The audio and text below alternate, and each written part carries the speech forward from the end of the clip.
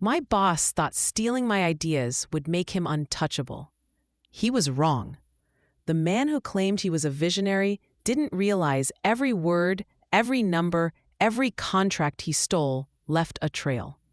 And when the trail caught up to him, it led straight to handcuffs. Chapter 1: The Silent Genius. The office always felt like it belonged to her in the early hours. The cleaning crew was long gone, the blinds still half drawn, and the only sound was the faint hum of Rihanna's computer as lines of numbers glowed across the screen. She loved it this way. No noise, no interruptions, just her and the work. She leaned forward, scrolling through her latest model. Each variable lined up, each trend confirmed. It was elegant, precise. Exhaled slowly, a small smile tugging at her lips. For all the chaos in the markets, there was a strange beauty in making the pieces fit. Burning the midnight oil again? The voice startled her. She turned to see Graham Keller leaning in the doorway, his tie loosened, but his hair still perfectly in place. He looked like he'd just strolled out of a magazine spread, confident, polished, untouchable.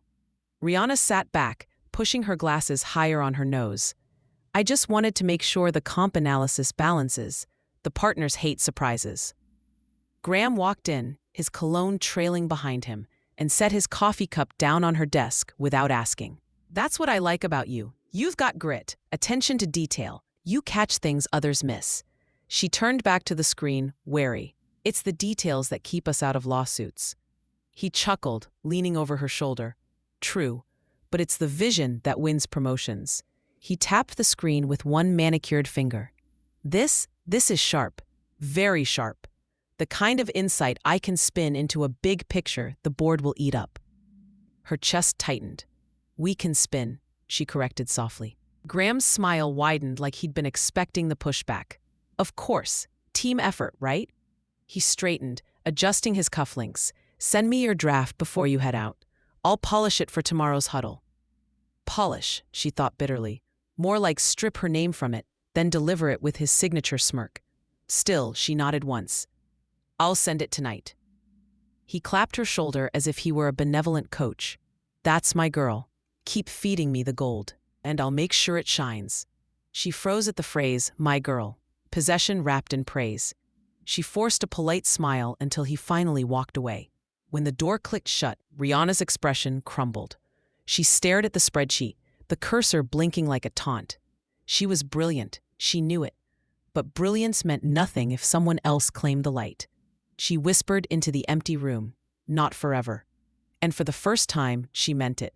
Chapter 2: The Big Pitch. The boardroom was all glass and polish, the kind of place designed to make people feel small.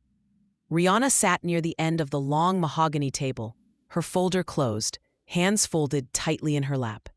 She had barely slept, her mind still buzzing from the final tweaks she'd made to the pitch deck. Except it wasn't her deck anymore. Graham Keller stood at the head of the table, silver tie gleaming under the recessed lights. He looked like he belonged there. Chin lifted, shoulders squared, his presence filling the space the way oil fills water. He clicked the remote, and Rihanna's slides appeared on the massive screen behind him. Market volatility isn't the end of opportunity, he began, his voice steady, commanding. It's the spark for innovation. The words hit Rihanna like a blow. Her line, the line she'd written at 2 a.m. when her apartment was dark and the city outside was nothing but blinking traffic lights. She remembered whispering it aloud to test its rhythm, proud of how sharp it sounded. And now it rolled off Graham's tongue as if it had always been his. He clicked again, and her model filled the screen. Weeks of calculations, nights of staring at numbers until her vision blurred. What we've developed here is a model that not only anticipates volatility, but capitalizes on it. It's adaptive, it's lean, and it positions us ahead of the curve. The executives leaned forward, murmuring approval. Outstanding, Graham, one of the senior partners said, adjusting his cufflinks. This is the kind of thinking that keeps us competitive. Rihanna's pulse quickened. His thinking? She wanted to stand up and shout, that's mine. But her tongue felt heavy, her throat tight. Then Graham turned his head just slightly, just enough so only she could see the smirk tugging at his mouth. It was a look honed over months, practiced arrogance wrapped in charm. A look that said, "Yes, I stole it, and no one will ever know."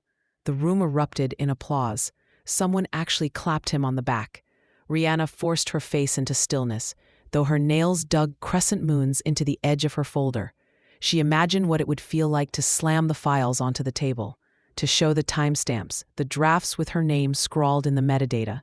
But instead she sat in silence, the applause washing over her like acid. For the rest of the meeting, she kept her eyes down, writing nothing, saying nothing. But inside, something shifted. The humiliation burned too deeply to fade, because one day, Graham Keller would be standing right there again, at the head of the table.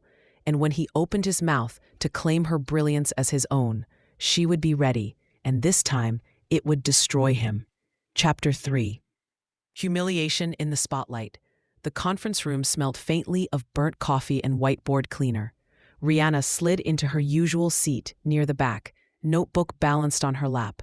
Graham Keller stood at the front, sleeves rolled, a dry erase marker twirling between his fingers like a conductor's baton. "Team," he began, voice smooth and easy, "I want to commend everyone for the phenomenal pitch last week. Senior partners are thrilled, and I have to say," he spread his hands in faux modesty, "this firm is lucky to have leadership willing to step up and seize opportunity." A few heads nodded, some even clapped lightly. Rihanna kept her eyes down, jotting the words "leadership willing to step up" in the margin of her notes. He hadn't even said "we," just him. One of the junior analysts, a nervous kid fresh out of grad school, raised his hand. Mr. Keller, I was just wondering how you built the volatility projections. I couldn't quite follow all the sensitivity runs in the files." Graham smiled as if he'd been waiting for that question. "Great eye, Daniel. The model was designed to simplify the noise in the market. Think of it as trimming the fat. The big picture is what matters, and I made sure it was razor sharp." "You didn't make anything," Rihanna thought, pressing her pen so hard against the page the tip nearly snapped. Then Graham turned, locking eyes with her. His grin widened. "Of course. I had excellent support. Rihanna here," he gestured as if unveiling her, handled the back-end grunt work, very detail-oriented, exactly the kind of person every leader needs in the trenches. A few chuckles rippled across the room. Someone whispered, "trenches," like it was a punchline. Rihanna felt heat crawl up her neck. She forced her lips into a polite curve, the kind of smile that said thank you when what she wanted to say was "you liar." Later, when Graham misstated one of her figures, the one she'd stayed late to triple-check, Rihanna cleared her throat. "Actually, the variance was projected at 6.2%, not 5. Otherwise, the comp analysis won't balance." Graham laughed, out loud. "Careful, Rihanna," he said, wagging the marker like he was scolding a child. "Don't get lost in the weeds. Leadership's about vision, not decimals." The room laughed with him. Her stomach twisted, but she kept her face composed. When the meeting finally broke, Graham sauntered over, lowering his voice. "Good save back there," he said, clapping her on the shoulder like a coach. His tone dropped to a murmur. "You're good, Rihanna. But you're not leadership material. Stick to the details. Leave the heavy lifting to me." She met his eyes for a fraction of a second, long enough for him to mistake her silence as submission. He smirked, straightened his jacket, and walked out. Rihanna's hands were trembling, but not from humiliation anymore, from resolve. He thought he'd shut her up. He thought she'd stay in the shadows forever. But the higher Graham Keller climbed, the harder she was going to make him fall. Chapter 4. A Sister's Shoulder. The coffee shop smelled like cinnamon and burnt espresso, the kind of place where conversations disappeared under the hiss of steaming milk. Rihanna sat in the corner booth, nursing a latte that had long since gone cold. Her laptop bag sat beside her, unopened. For once, she didn't want to look at numbers. "All right," a familiar voice cut through the noise. "Who do I need to kill?" Rihanna looked up to see her sister sliding into the booth opposite her. Mari Delgado had the same dark eyes, the same sharp cheekbones, but where Rihanna blended into the background, Mari commanded attention. She wore a tailored blazer, her hair swept into a sleek knot, and the click of her heels had turned a few heads on her way in. Rihanna let out a humorless laugh. "You'd need a long list." Mari leaned forward, eyes narrowing. "This is about work again, isn't it?" Rihanna hesitated. She'd kept most of her complaints to herself. It felt childish, whining about a boss. But something in her sister's expression unraveled her silence. "It's Graham," she admitted finally. "He stole my pitch, again, stood in front of the entire boardroom, and delivered it like he'd stayed up all night building the models. I sat there like I didn't exist." Mari's jaw tightened. "And you said nothing?" "What could I say? If I challenged him in that room, I'd look petty. And he knows it. He plays it perfectly. Just enough charm to make everyone think it was his genius all along." Mari tapped a manicured finger against the table. "This isn't the first time." "No," Rihanna admitted quietly. Her throat felt thick. "But it was the worst. He even smirked at me while they applauded him, like he was daring me to speak up. I've never felt so—" She broke off, pressing her lips together. So erased. For a moment, Mari said nothing. She just studied her sister, the fire flickering behind her calm exterior. Then she leaned back, arms crossed. "You remember in high school when that girl stole your essay and tried to turn it in as her own?" Mari asked. Rihanna blinked. "Jenny Carver. She got suspended." Mari smiled, but there was nothing soft in it. "Because we proved it. Because you showed me the drafts and I made sure the principal saw every single one. We've beaten bigger thieves before, Rai." Rihanna exhaled, her shoulders sagging. "This is different. He's my boss. He's powerful." Mari's gaze sharpened. "Then we'll just have to be smarter." She reached across the table, covering Rihanna's hand with hers. "Let him think he's winning. Let him dig his own grave. And when the time is right, we'll bury him in it." For the first time in days, Rihanna felt a flicker of hope. She wasn't alone anymore. Chapter 5. The Smug Boss Overreaches. The elevator door slid open, and Graham Keller strolled out like he owned the floor. Rihanna trailed behind him, clutching her notebook, already bracing herself. He'd been in rare form all week, walking faster, talking louder, the kind of swagger that meant he had something brewing. By the time they reached the open bullpen, Graham clapped his hands together. "All right, team, big news." His voice carried over the low hum of phones and keyboards. People turned, curious. "As some of you may have heard," he went on, grinning like a man on a victory lap, "senior leadership has tapped me to spearhead negotiations with the Brantley account. Multi-million-dollar portfolio. Huge visibility for our firm." A few gasps rippled through the group. Someone muttered, "That's massive."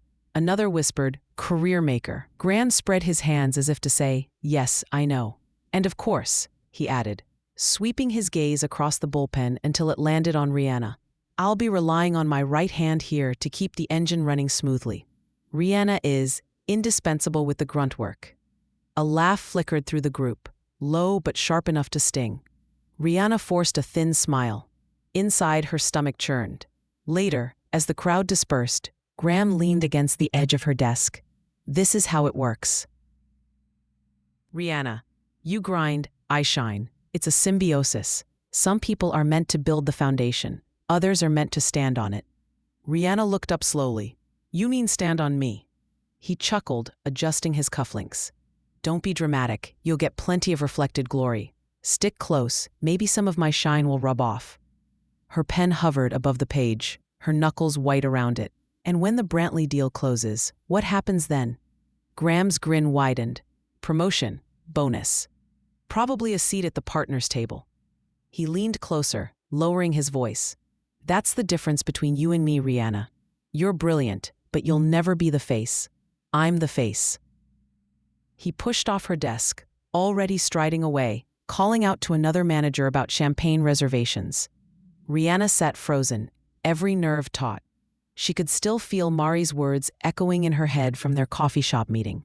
Let him dig his own grave. And Graham Keller had just grabbed the shovel. Quick pause. If you're hooked so far, make sure you're subscribed to Savage Endings. These stories of betrayal and revenge only get juicier, and you don't want to miss the fallout when the tables finally turn. All right, back to the story. Chapter 6. The Quiet Agreement. Rihanna's apartment was small but warm. Soft lamplight, shelves lined with old paperbacks, a candle burning faintly of vanilla. She sat cross-legged on the couch, laptop open but untouched, while Mari paced the length of the living room, heels clicking against the hardwood. "So let me get this straight," Mari said, turning sharply. "He takes your pitch, basks in applause, then dangles you in front of the team like his personal assistant? Rihanna sighed, rubbing her temples. That's the summary, yes. Mari stopped pacing, planting her hands on her hips. If you weren't your boss, I'd have gone after him already. People like Graham don't change. They only get worse when you let them. Rihanna looked up, her voice low. He's going after the Brantley account. Multi-million-dollar deal. If he lands it, he'll be untouchable. Then we make sure he doesn't. Rihanna frowned. It's not that simple. He's careful. He's charming. Everyone in the firm thinks he's brilliant. If I go after him without proof, I'll be the bitter subordinate trying to drag him down. Mari's lips curved into a slow, dangerous smile. Then we get proof. Rihanna shook her head, leaning back against the cushions. Even if I could, it wouldn't matter. He controls the narrative. He always has. Mari crossed the room and perched on the arm of the couch, her hand resting lightly on Rihanna's shoulder. Do you know what makes men like him weak? What? Their ego. They think they're untouchable. They overreach. They take more than they should. And when they do, all we have to do is be there with the receipts. Rihanna let out a shaky laugh. You make it sound like we're running an undercover sting operation. Mari tilted her head, eyes glinting. Maybe we are. Silence settled between them, thick with possibility. Rihanna's pulse quickened. For weeks she had felt invisible, voiceless. Now, with Mari beside her, she felt something else stirring, resolve. She finally met her sister's gaze. If we do this, it has to be clean. No messy accusations, no drama. Just undeniable proof, the kind that destroys him in one blow. Mari squeezed her shoulder, her voice steady. Then that's what we'll build. Let him climb higher, Rhi. The fall will only hurt more. For the first time in months, Rihanna allowed herself to smile. The plan wasn't clear yet, but the decision was. Graham Keller was going to fall. Chapter 7, Planting the Seeds. Rihanna arrived before dawn again, the office lit by exit signs and the glow of her monitors. She opened the Brantley deck and duplicated it, twice. One copy stayed in the shared drive with the bland name Graham preferred. The other, she saved to a personal folder with a time-stamped file name long enough to make a lawyer smile. Her phone buzzed face down on the desk. Mary. Paper trail first. Metadata matters. Don't argue with him. Feed him finals that actually document your authorship. Rihanna, on it. At 8:12 a.m., Graham breezed in like he'd invented oxygen. Morning, Rihanna. You have those revisions for my? He caught himself, chuckled. Our deck. She turned in her chair, calm. I stayed late. I cleaned up the scenario analysis and tightened the executive summary. She slid her laptop so he could see. If you want, I can ghost the speaker notes to match your voice. He grinned, flattered by the deference. That would be ideal. You always get my cadence. I try. She kept her tone neutral. I'll export a PDF for the board and send you a working copy for polish. He didn't notice the way her eyes cooled on the word. Fantastic. We're going to knock them dead. When he left, she exported the PDF and watched the properties populate with her name, her system, her creation time. She attached it to an email addressed to him and quietly CC'd a benign compliance inbox that auto-archives all attachments for 90 days. Company policy. Forgotten by most people. Not by her. At lunch, she sat on a bench under the plaza's thin trees, the wind tugging at her blazer. She dialed. Mary Delgado, her sister answered, professional out of habit. He took the bait, Rihanna murmured. He wants my speaker notes in his voice. Good. Keep making him feel talented. Egos make terrible auditors. Mary's tone softened. What else? I found 2 contract versions in the Brantley folder. In his, the penalty clause, it's gone. Deleted or modified? Deleted. Rihanna swallowed. In mine, the clause is there. In his, it's not. The approval sheet still says legal pending. Mary was quiet for a beat. Get me both versions and the approval log. Don't editorialize, just facts. Already sent, Rihanna said. To your personal, as draft language examples. Perfect. Papers shuffled on Mary's end.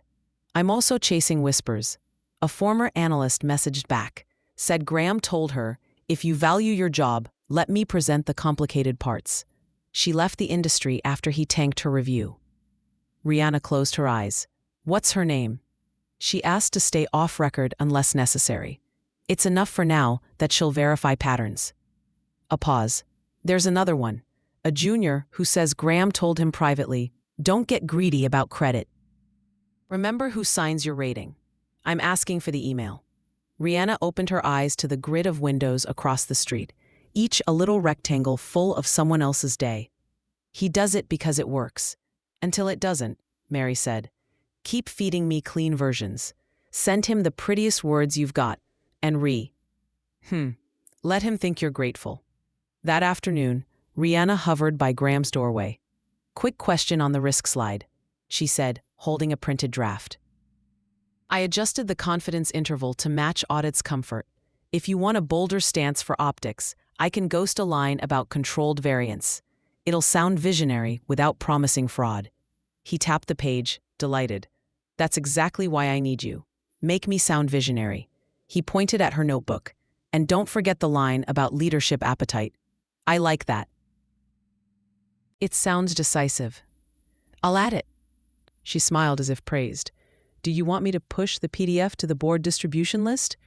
Send it to me, he said automatically. I'll handle the list. Of course.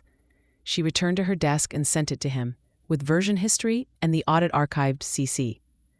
Then she opened a private chat to an old colleague who'd left 6 months ago, Kira, the kind who always had a long memory and a short tolerance for nonsense. Miss your sarcasm in the bullpen. Random. Do you remember the Vega pitch? Do you still have your early drafts? The typing dots appeared. Why? Trying to reconstruct style choices. The final read like Graham, but the math looked like yours. A longer pause. Then, I still have the first outline. Don't get me in trouble. You won't. Anonymized. Your name doesn't travel anywhere you don't approve. Kira sent a file. He told me to stop branding slides.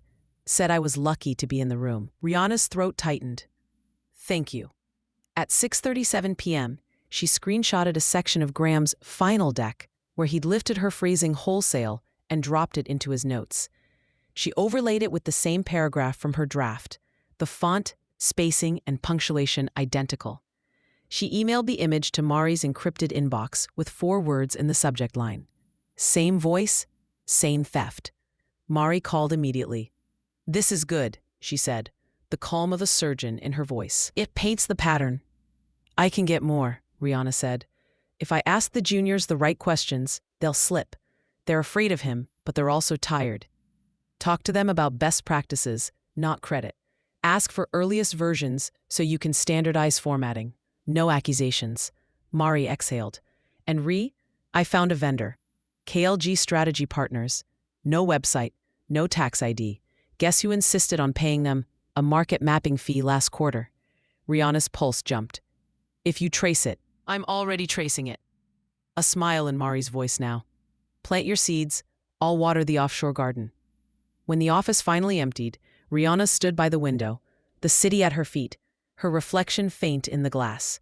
For months, invisibility had felt like drowning. Tonight, it felt like cover. She shut down her computer, slid her bag over her shoulder, and turned out the light. Behind her, the archived emails ticked into their silent vaults.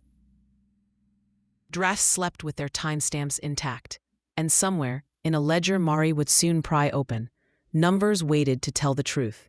The seeds were in the ground. And Graham Keller, smiling, strutting, thanking the universe for his luck, had no idea he was already standing on a trapdoor. Chapter 8, The Hidden Dig. Mari Delgado's office looked like an evidence locker disguised as a law firm, case files stacked in neat rows. Binders with sticky tabs bristling like porcupine quills, and a pair of monitors glowing with spreadsheets and legal citations. She thrived in details the way Rihanna thrived in numbers. Tonight, though, she wasn't parsing client contracts. Tonight, she was hunting Graham Keller. She scrolled through the vendor payments first. Rihanna had sent copies of invoices from KLG Strategy Partners, a consulting group Graham had personally vouched for. Except there was no corporate record, no website, no registration in any state database. Mari picked up her phone. Victor, it's Mari Delgado. Need a quick favor. Check international wire logs tied to this account number. Yeah, I'll text it. Flag anything Cayman, Malta, or Isle of Man. She ended the call and leaned back, smiling faintly. Graham hadn't even been creative. Offshore shells were so 1990s. Her phone buzzed with a message from Rihanna. Rihanna. He wants me to prep a Brantley deck with alternate revenue streams. Translation, more padding. He told me, quote, make the numbers sexy. Compliance will catch up later. Mari's jaw clenched. She typed back, good. Save the draft exactly as he said it. Forward me a copy through the archive. Leave his fingerprints all over it. She switched to a different window and opened testimony she'd been collecting. One former analyst, Kira, had already shared her early drafts that Graham later passed off as his own. Another, a man named Jonah, had sent Mari a screenshot of an old email. Jonah, don't get greedy about credit. Remember who signs your review. If you're smart, you'll keep quiet and let me present this. Your career will thank you. Mari highlighted the threat in yellow. She could already imagine reading it aloud in a boardroom. Her phone rang. Victor again. Got something for you, he said. Funds went through KLG, then routed directly to a Cayman account under the name GK Holdings Limited. Guess who the beneficiary is? Mari closed her eyes briefly, savoring it. Graham Keller. Bingo. Trail's clean enough for a prosecutor. You want screenshots? Everything, Mari said. Wire confirmations, timestamps, the works. She hung up and opened a new folder on her desktop. Keller, fraud master file. By the time Rihanna called an hour later, Mari's binder was already growing fat with documents. He's getting smug, Rihanna whispered. Keep saying the Brantley account will cement his legacy. He told me to write it down so he can quote it. Good, Mari said softly, sliding another printed email into the binder. Let him build the statue. We'll be there when it topples. Chapter 9, The Smug High. The boardroom was alive with anticipation. The Brantley account wasn't just another contract. It was the kind of deal that got written about in trade journals, the kind that made careers. Executives shuffled papers, assistants whispered over coffee carafes, and at the center of it all stood Graham Keller, basking in the attention like a man standing in a spotlight. Ladies and gentlemen, Graham began, tugging his cufflinks with practiced flair.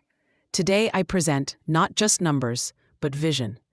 Rihanna sat 2 seats down, her face a perfect mask of calm. Only the tight grip of her pen betrayed her. She'd built every projection, every model, every so-called vision that Graham now paraded.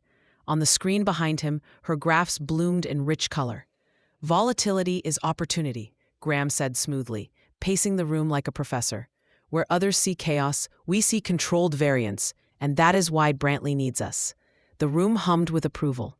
Executives leaned in. One even whispered, brilliant angle. Rihanna kept her eyes on her notes, where she had scribbled the words Mari had told her to remember. Let him climb. Halfway through, Graham turned toward her, grinning. And of course, I couldn't have done this without the tireless work of my team. Rihanna especially, detail-oriented, efficient. She keeps the trains running so leadership can stay focused on strategy. Polite laughter trickled through the room. A few heads nodded at her. But it wasn't recognition. It was pity dressed as praise. Rihanna smiled thinly. Happy to support, she murmured, voice just loud enough to carry. Graham winked, mistaking her restraint for loyalty. That's the spirit. He moved to the closing slide, a sweeping forecast that showed exponential growth. Numbers Rihanna had warned him were overly optimistic. He hadn't cared. This, he declared, tapping the screen, is leadership appetite. This is boldness. This is the future. Applause broke out. Someone clapped Graham on the back. Another muttered, that's partner material.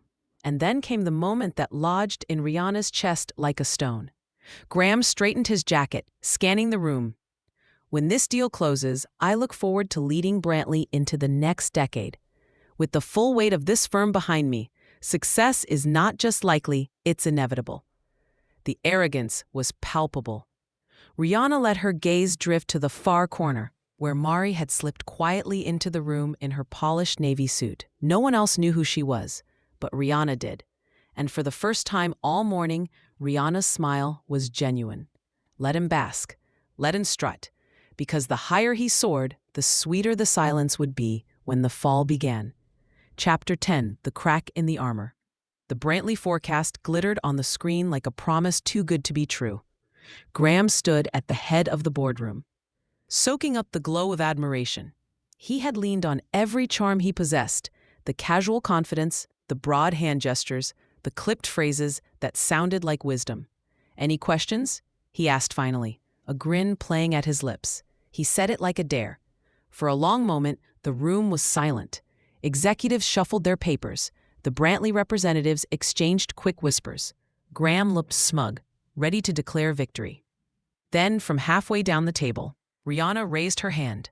The motion was small but deliberate, the kind of hand raise that shifted air currents. Heads turned toward her, brows raised. Rihanna rarely spoke in these settings, and when she did, it was usually to supply a quick number, never to challenge.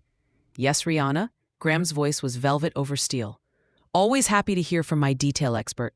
She folded her hands neatly over her notebook. "I noticed in the Q3 forecast you used the higher variance model instead of the conservative baseline." A flicker crossed Graham's expression. Annoyance, then dismissal. "Correct. Bold leadership requires bold numbers. Clients want vision, not caution." Rihanna nodded once. "Vision is important, but the baseline was flagged by compliance for review. The higher variance hasn't been cleared yet." The words hit like stones tossed into still water. Executives shifted in their seats. One of them, a gray-haired partner named Ellis, leaned forward. "Is that true, Graham?"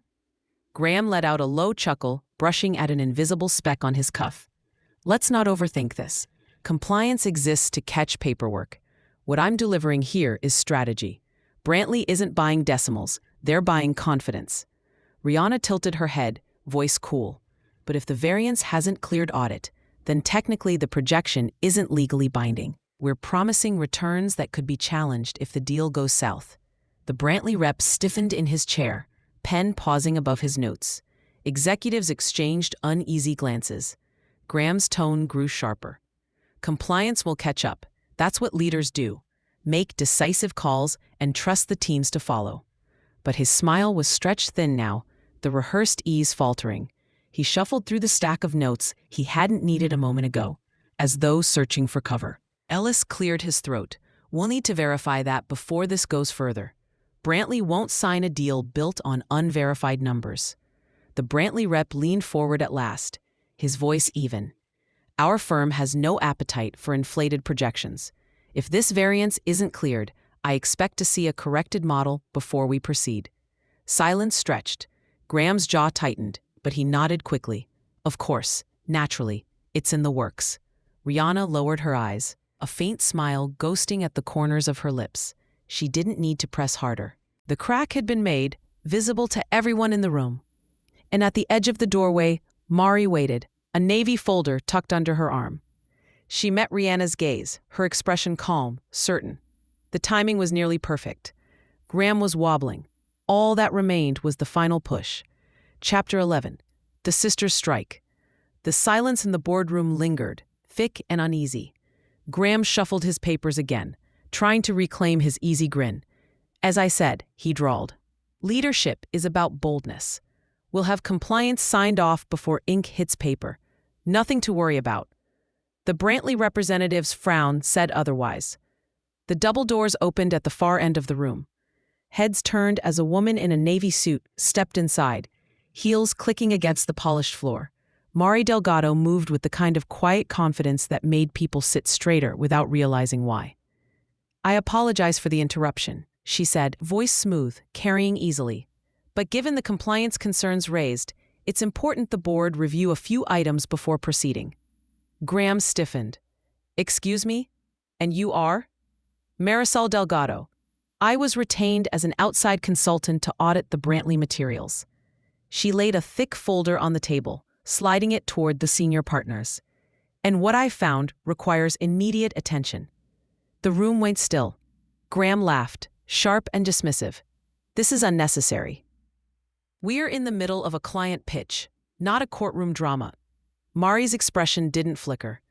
"If you're confident in your work, Mr. Keller, then you won't mind a little transparency." She clicked a remote she'd brought with her, and the screen behind Graham shifted.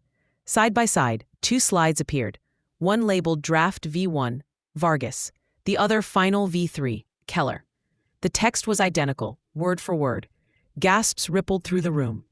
This, Mari said evenly, is not the only instance.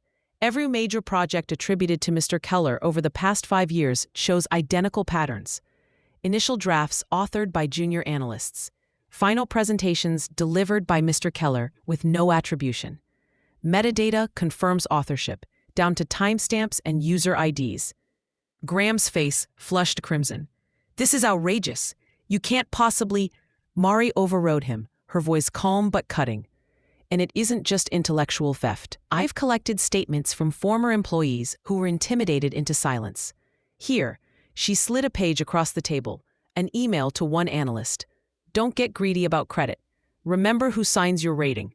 Another, if you value your career, you'll keep quiet and let me present this. Ellis, the gray-haired partner, squinted at the page. Is this true, Graham? Graham sputtered. Disgruntled employees, anonymous claims, anyone can doctor an email. Mari arched a brow. Funny. The company's own servers provided the originals. Would you like the IT logs as well? The Brantley rep folded his arms, expression stony. If this is accurate, our trust is compromised entirely. Rihanna sat quietly at her seat, her heart pounding, though her face was serene. She dreamed of this moment, watching him cornered, stripped of his practiced charm. And it was only the beginning, because the folder Mari carried still had thicker sections untouched. Chapter 12, The Financial Hit. The boardroom was no longer humming with admiration. It was cold, tense, the kind of silence that clung to the air after a thunderclap. Graham Keller stood stiffly by the screen, his smile faltering, his eyes darting between the partners, the Brantley reps, and Mari Delgado calmly flipping through her folder. This is character assassination, he snapped, his voice higher than before. A few draft overlaps, some anonymous complaints, hardly proof. I've led this firm to record growth, and this sideshow, he jabbed a finger toward Mari, is beneath us. Mari didn't flinch. Then perhaps you can explain the vendor payments. She clicked her remote again. A new slide appeared. KLG Strategy Partners invoice history. Rows of payments scrolled down the screen, neat as soldiers. According to internal records, Mari continued, KLG was paid over $1.2 million in consulting fees in the last 18 months. Yet the firm has no corporate registration, no employees, and no tax filings. What it does have, she tapped the screen, is a routing trail. Funds moved from the firm's account through KLG into a Cayman-based entity called GK Holdings Limited. A new document filled the screen, a wire confirmation, the beneficiary's name circled in red, Graham Keller. Gasps erupted. The Brantley rep pushed back from the table. Are you kidding me? Ellis, the senior partner, slammed his palm on the table. Graham, what the hell is this? Graham stammered, sweat beading at his hairline. This is ridiculous. Anyone could... This is fabricated. Delgado, you're trying to ruin me. Mari's tone remained icy calm. The records came from your bank, Mr. Keller. And just so you're aware, the compliance department has already received copies. So has the SEC. The room went still. Rihanna finally spoke, her voice low, steady. You told me once I'd never be leadership material, that I belonged in the trenches, but you built your whole career on stealing from people like me. And when theft wasn't enough, you started stealing money too. Graham turned on her, face twisted. You ungrateful little. The double doors opened again. 2 men in dark suits entered, flashing badges. The room collectively exhaled. Graham Keller, one agent said, you're under arrest for wire fraud, embezzlement, and securities violations. Handcuffs clicked around his wrists. Graham's protests turned shrill. You can't do this. I am this firm. I made this place what it is. But the agents were already walking him out, his voice echoing uselessly against the boardroom glass. Cameras waited outside. A gauntlet of flashing bulbs as reporters shouted questions. Rihanna sat still, pen poised, as calm as if she were taking notes. Mari closed the folder and tucked it neatly under her arm. The Brantley rep rose, shaking his head. We're terminating negotiations immediately. We don't work with criminals. Ellis buried his face in his hands, and in the corner of the room, Rihanna finally allowed herself a smile, small, sharp, and full of satisfaction. Epilogue: The Private Toast. By the next morning, Graham Keller's face was everywhere. The business news cycle chewed on the story like it was blood in the water. Rising star arrested in fraud scandal. One headline blared.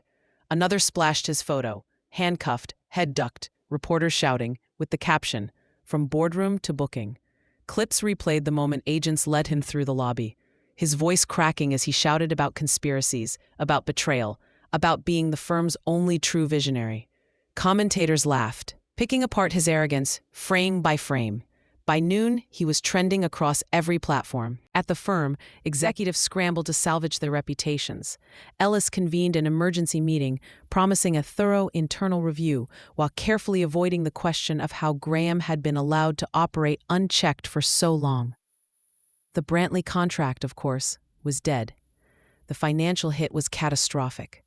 But for Rihanna, the noise outside felt distant, muffled. That evening, she sat at a quiet wine bar with Mary. The lights were low, the hum of conversation soft enough to vanish behind the clink of glasses. For the first time in months, Rihanna wasn't hunched over a laptop or fighting the urge to vanish in a conference room. She was here, seen, whole. Mary lifted her glass of red, her lips curving into a sly smile. To staying underestimated. Rihanna's own smile spread slowly, warmer this time. She tapped her glass against her sister's. And to never being invisible again. They drank, a sound of crystal chiming like punctuation. Rihanna leaned back in her chair, exhaling. "Do you think they'll actually send him to prison?" Mary's gaze was steady. "With the evidence? Absolutely. The offshore accounts alone are enough to bury him. Add the intimidation emails, the doctored contracts. He'll be lucky if he sees daylight before retirement age." Rihanna let out a quiet laugh, shaking her head. "He thought he was untouchable." "He wasn't," Mary said simply. "Men like Graham never are. They just act louder than the people they steal from." The words lingered.